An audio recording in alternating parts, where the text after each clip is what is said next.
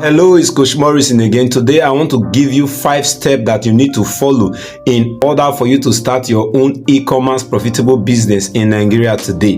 Number 1 is for you to identify the product that is fast selling in your country, because the product need to be fast selling in order for you to make money from it. Number 2, identify the manufacturer of that product from China. The reason why I recommend China is because China will be able to produce for you large quantity of the numbers of the product that you need, so that you can be able to satisfy the large market demand in Nigeria. Then number 3, you need to strike a deal with this manufacturer in order for them to be able to supply the product to you. Number 4, you need to create an online store, either on Shopify or any of the online store that is known in your country. Once you are able to create an online store on Shopify, which I recommend, the next thing is for you to create a means of payment whereby people can easily pay online to get access to your products. They pay and then you deliver to them.